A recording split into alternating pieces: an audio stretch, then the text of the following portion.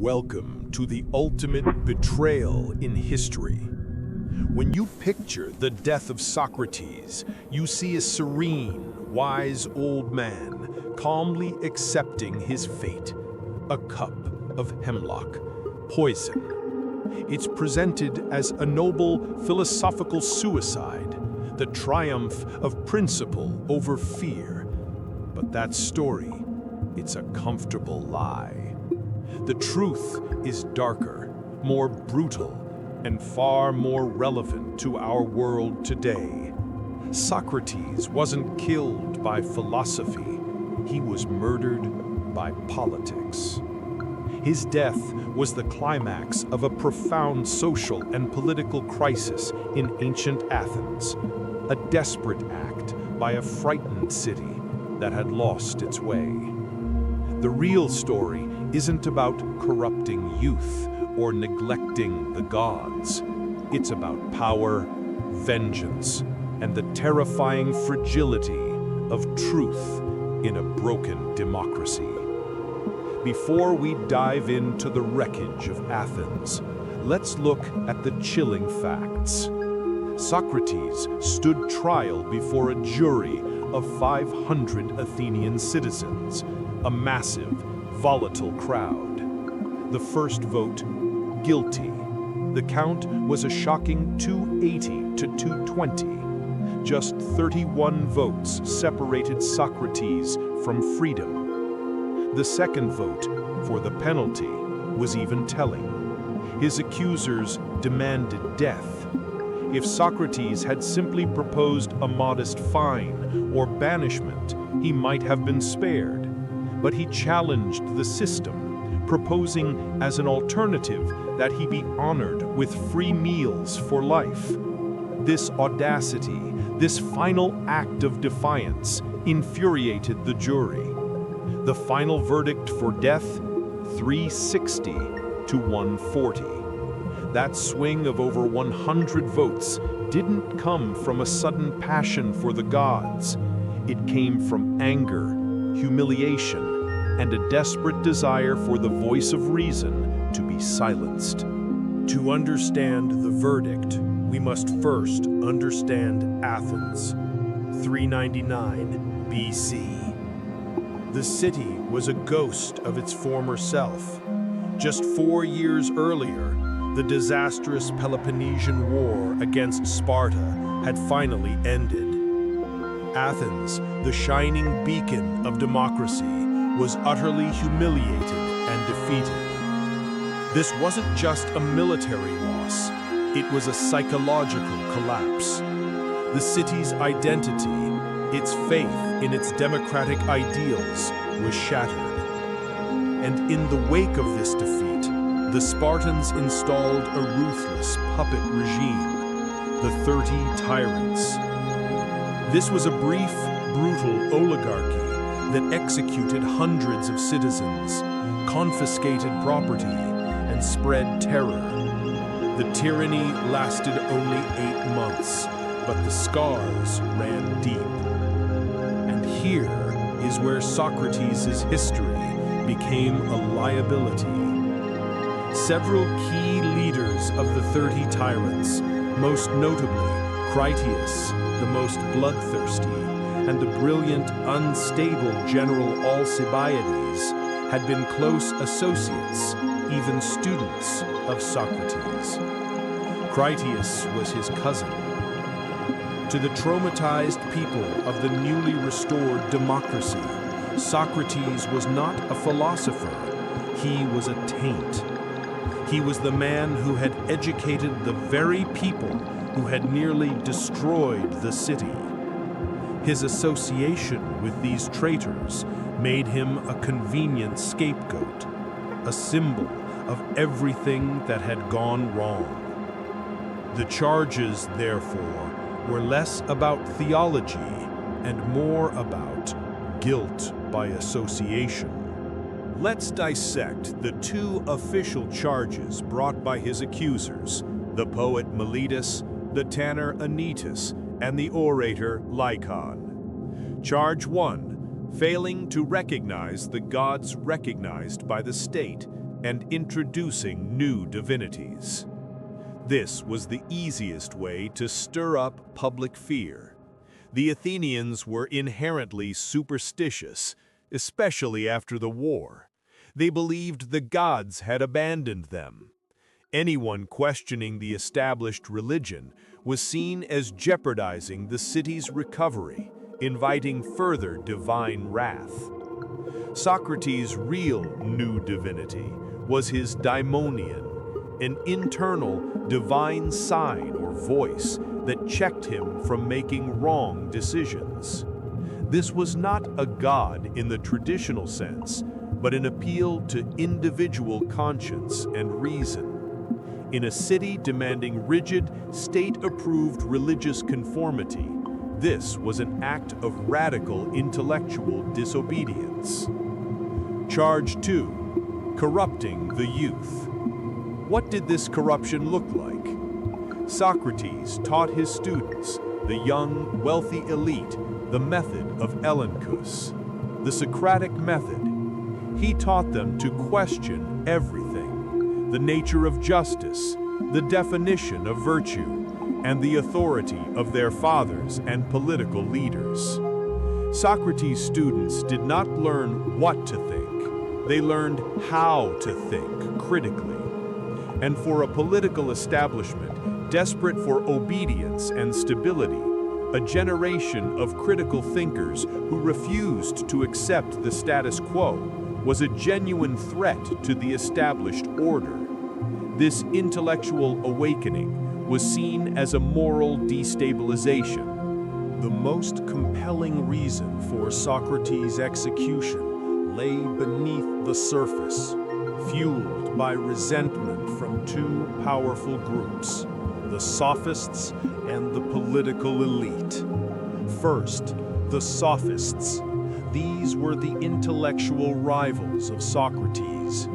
They were professional teachers who charged high fees to instruct the wealthy in rhetoric, the art of winning arguments regardless of the truth. Their motto essentially was, "Might makes right." They valued persuasion over principle. Socrates, conversely, dedicated his life to the relentless, unpaid pursuit of objective truth. He saw the Sophists as dangerous, intellectual charlatans who were poisoning the minds of Athens by promoting relativism, the idea that all opinions are equally valid and only victory matters. Socrates spent his life publicly humiliating these sophists and the politicians they advised, using his relentless questioning to expose their ignorance and their reliance on empty rhetoric. He proved again and again that the people of Athens, who claimed to know the most, the politicians, poets, and craftsmen, actually knew the least. The trial gave the humiliated and discredited political and professional class a chance for revenge. The accusers were not intellectual heavyweights. They were representatives of the established power structure that Socrates had relentlessly interrogated. Anytus, a powerful figure in the restored democracy, was likely driven by the most intense resentment. Socrates' true crime was not his philosophy, but his audacity in making the powerful look foolish in public. Socrates' defense, recorded by Plato in the Apology, is the most audacious act of a lifetime. He didn't use the conventional defense strategies of the time. No tears, no begging, no bringing his family into court to appeal to the jury's pity. Instead, he turned the trial into a platform to defend his life's mission. He declared that he was a gadfly sent by the gods to sting the great complacent horse of Athens. He said that far from being an enemy, He was the city's greatest benefactor. His most shocking proposal was not a defense, but a defiance. When asked to propose an alternative punishment to death, he proposed that he be given the highest honor the city could bestow, a lifetime of free meals in the Prytaneum, an honor usually reserved for Olympic champions. Why would he do this? He was forcing the jury to recognize the value of his work. He was saying, "You are prosecuting me for trying to make you better. You should be rewarding me." This act of intellectual integrity was interpreted by the jury, still raw from war and political upheaval, as sheer, unforgivable arrogance. It was this unwavering commitment to his truth, even in the face of death, that sealed his fate in the final vote. He chose principle over self-preservation, ensuring his eventual death, but securing his eternal philosophical victory. After the death sentence was pronounced, Socrates had one last chance to save himself. His friends, most notably Crito, arranged a jailbreak, urging him to flee Athens and live in exile. Socrates refused. His refusal, detailed in Plato's Crito, reveals the final, most profound lesson of his life. Socrates argued that a true citizen must adhere to the social contract with the state. He had lived under the laws of Athens his entire life and benefited from them. To reject those laws now, just because they turned against him, would be to destroy the very foundation of the city. He chose to uphold the law, even though the application of that law in his case was unjust. He reasoned that an individual must never commit an injustice, and running away would be an injustice against the law itself, setting a dangerous precedent. By accepting the Hemlock, Socrates made his death the ultimate condemnation of the Athenian state. He said, in effect, "You can kill me, but you cannot kill my principles.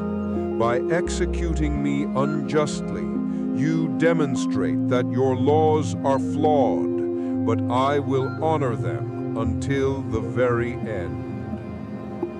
The murder of Socrates was the single most pivotal event in the history of Western philosophy. Plato, his heartbroken student, fled Athens in disgust. He spent the rest of his life creating a philosophical framework that would guard against the chaos and stupidity of the democracy that killed his mentor. His goal was to build the ideal state, the republic, ruled not by the volatile passions of the masses, but by the dispassionate philosopher kings, minds trained to see the forms of truth and justice. Socrates' death was the final, devastating proof that the city, the polis, was not a trustworthy guide to the good life. The pursuit of truth had to move inward, into the individual's soul and mind. The Hemlock didn't silence Socrates, it made him immortal. It solidified his image as the ultimate martyr for reason and intellectual integrity. A legacy that continues to challenge every political system and every individual who prefers comfort over the difficult, necessary work of questioning the world. His death was the brutal, terrifying moment when philosophy realized its profound cost and its undeniable power.